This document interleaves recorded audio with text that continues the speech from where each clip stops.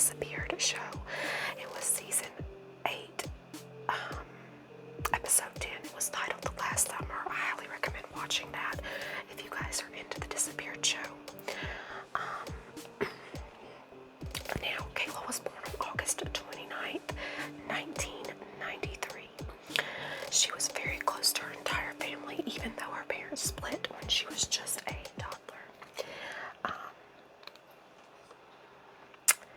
So, they had moved to Texas to make a fresh start, but like I said, they didn't really like it, so they ended up moving back to Antigo, her hometown. Kayla was disappointed because her new school there in Texas did not have a gymnastic program, and Kayla relied heavily on gymnastics. She had been doing this since she was a kid, and it was something she really enjoyed doing. It was her passion. And Hope, her mother, also did not enjoy Texas, and Kayla's dad was unfortunately very sick with cancer. So they moved back home.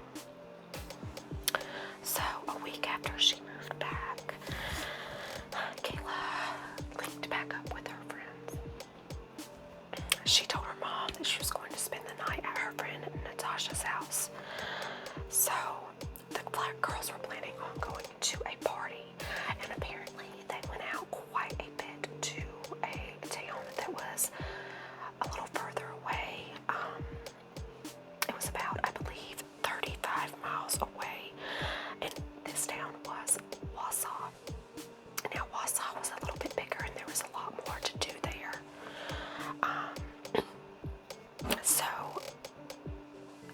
The next morning, Natasha's mom had contacted Hope when she couldn't get in touch with the girls. So, Hope, her mom, was not happy to find out that Kayla went this far away, and she really chewed Kayla out for it, and Kayla promised her that she wouldn't do this again. She was really worried about Kayla because Kayla had started experimenting, and she didn't have a cell phone. So Hope and Natasha's mom decided to get the police involved because they couldn't get in touch with the girls. But while they were at the police department, they received a call that the girls were safe. So, again, she chewed Kayla out for this and really had it out with her. And Kayla again promised her that she would not do this again. So, on Tuesday, August 11th, 2009, Kayla called Hope to tell her that she was spending the night at Natasha's.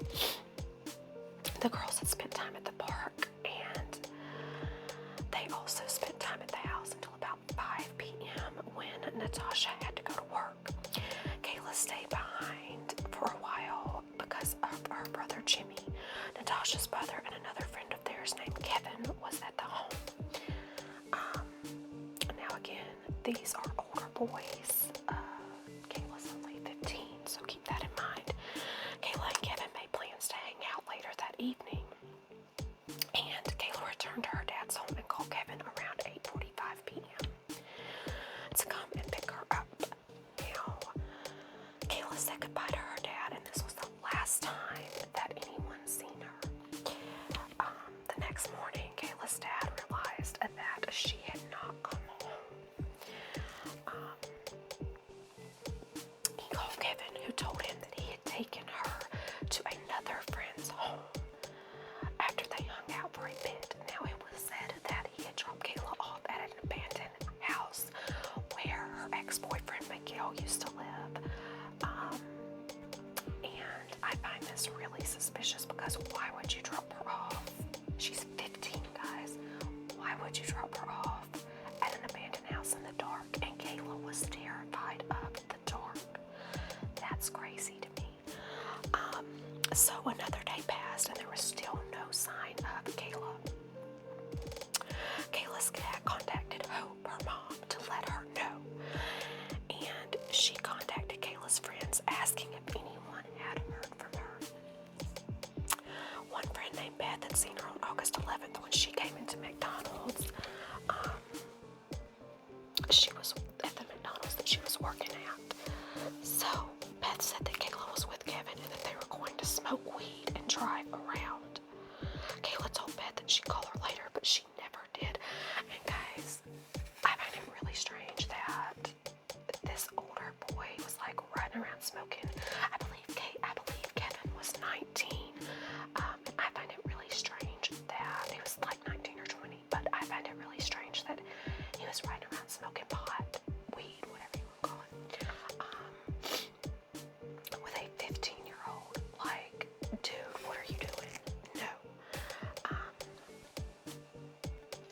So here's Kevin's story, his side of the story, which I told you guys a little bit of it, but we're going to go a little bit deeper into it.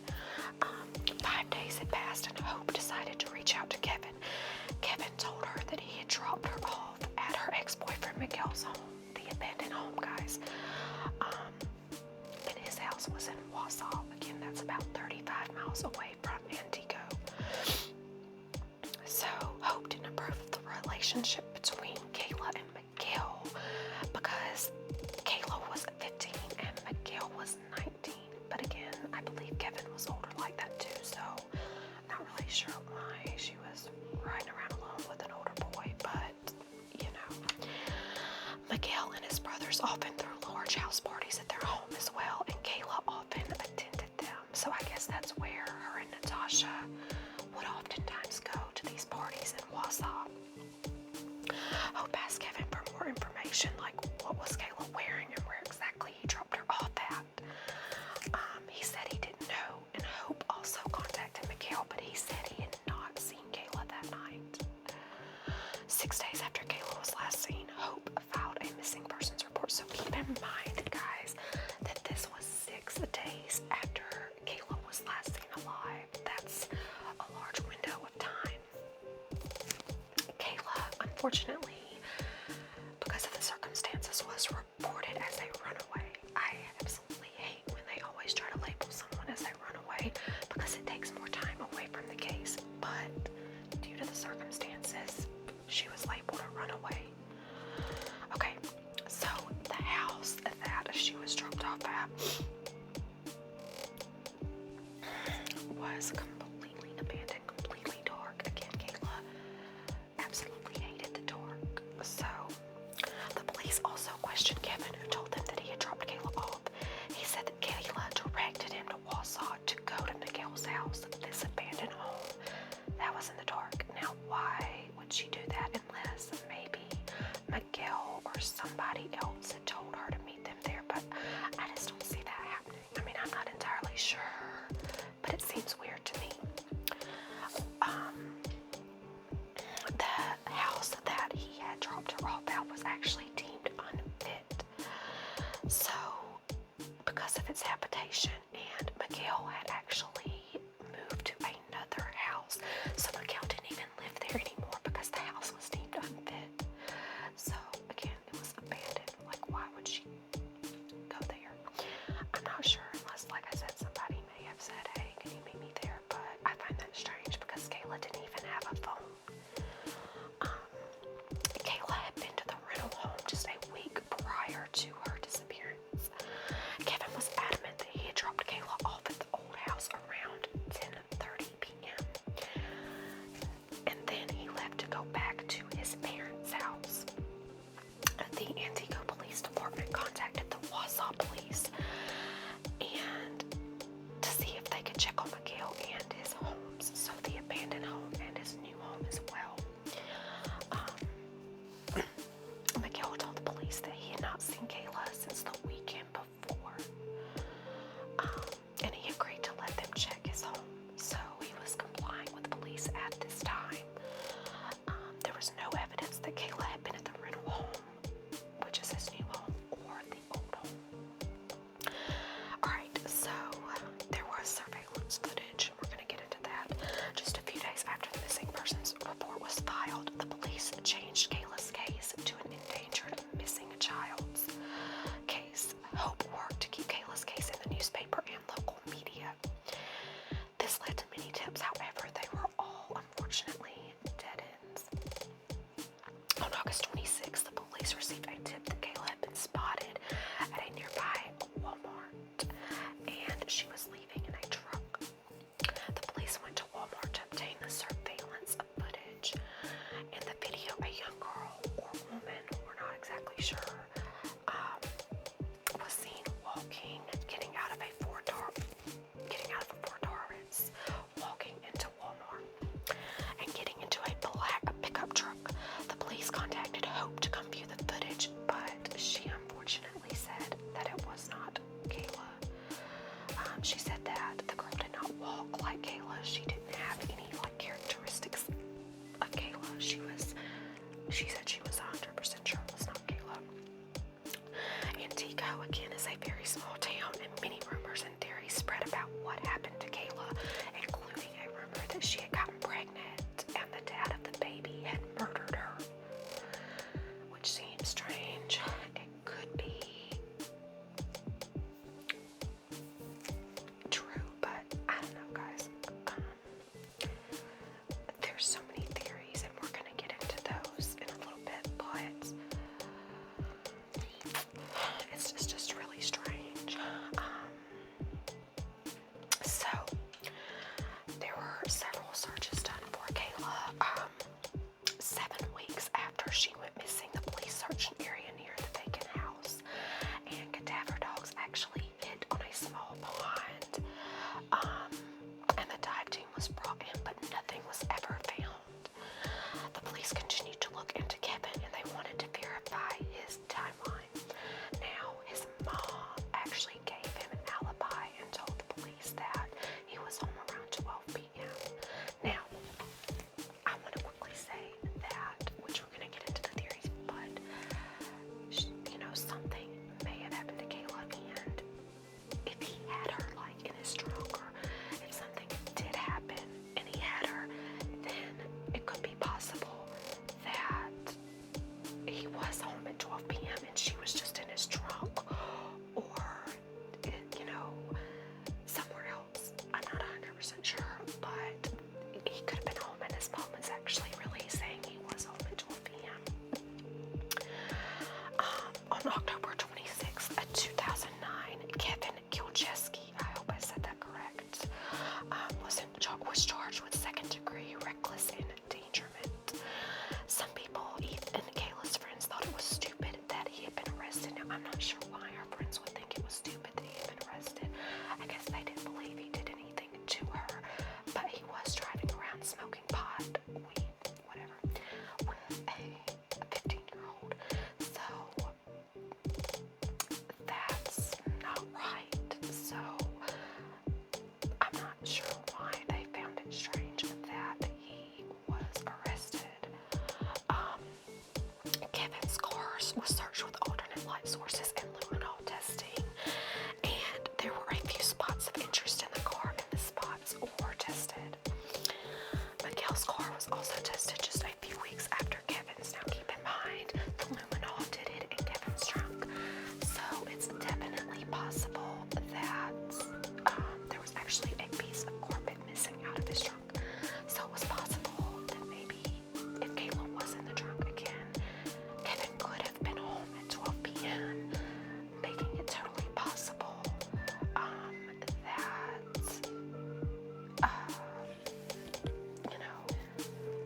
he was home and he had an alibi. So, okay, again, back to what I was saying, Miguel's car was also tested just a few weeks after Kevin's. So, Kevin's trunk, Miguel's,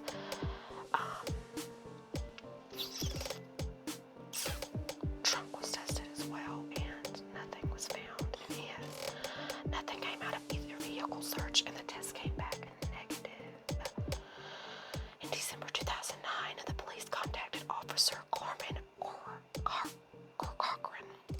with the Madison Police Department about doing some sniff searches on some vehicles. Her dogs were trained to only hit on human decomposition, and the police lined 10 cars up with Miguel's and Kevin's in the car. With Kevin's and Miguel's in the mix, sorry. One of the cadaver dogs hit on, guess whose car? Kevin's. Okay. So the police had subpoenaed Miguel and Kevin's cell phone records. On the night Kayla disappeared, Kevin had called Kayla at her dad's house, and the phone was either off or dead around 9 p.m. Kevin's phone wasn't used until 2 p.m. on August 12th. Miguel's phone records prove that he didn't speak to Kayla on the day that she disappeared, but his phone actually hit off a tower in Lincoln County, 40 miles away. He also received 2 calls around 1:12 a.m. and 2:25 a.m. Now the investigators went out to do a search where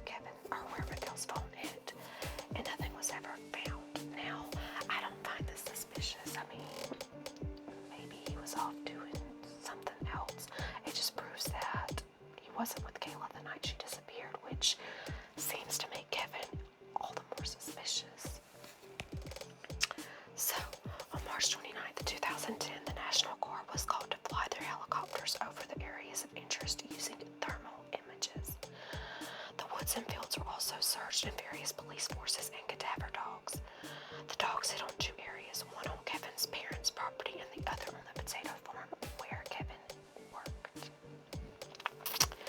The police didn't have enough information to prove that it had anything to do with Kayla. On August 8th, 2011, Kevin's case for second-degree reckless endangerment was dismissed due to lack of evidence. Now, I'm not sure why it was dismissed, because there were plenty of evidence, even Kevin admitting that they had rode around together and friends saying that they had smoked pot together. That's considered reckless endangerment, so I'm not really sure why the charges were dropped. There was enough to charge him with it. So, and if he had left her at an abandoned house in the dark, which he admitted to, that I would think would be considered reckless endangerment, because you left a 15-year-old girl in the dark by herself. That's not right. But, okay, so on Saturday, October 8th, 2016, an old YouTube video was sent to Hope, Kayla's mom. I'm sorry, it was actually sent to the Antigo Police Department, and they had showed it to Kayla's mom. The video had been anonymously posted in October of 2009, 2 months after Kayla disappeared. In the video, a male said he had got a new girlfriend. The male then walks to a locked bathroom in a basement and opens it to reveal a girl locked up and screaming. Now, this girl highly resembled Kayla, and even her mom was freaked out by it and thought it could be her. I seen it, and I'm going to try to include it in the video as well, or at least the picture of it. It looked a lot like Kayla. The Antigo police posted it on social media, and it received national attention. Like, it blew up, guys. However, the video was nothing more, unfortunately, than a hoax made by two actors. Guys, it's disgusting that somebody would make this video when there's a missing 15-year-old girl and her mom and dad are devastated. I don't understand people. I really don't, guys. In 2011, unfortunately, Kayla's dad passed away and never got to find out what happened to his daughter. That is extremely sad to me, and my heart goes out to her family. No one has ever been charged in Kayla's case, and Miguel and Kevin have both unfortunately stopped cooperating. So, this case was really tough, because of her being so young and the things that are going on.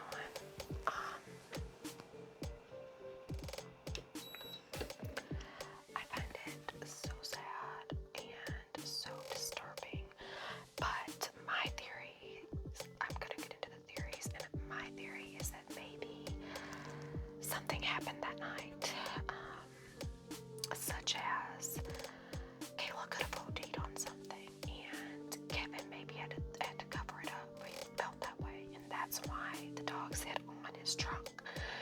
And he was home around 12 p.m. because maybe Kayla was in the trunk, or, some other kind of accident happened. I'm not necessarily saying that Kevin intentionally set out to kill her that night, but you just never know. Or maybe the story of her being pregnant by someone and being killed by the father is true, and maybe the father was Kevin. But there are so many theories in this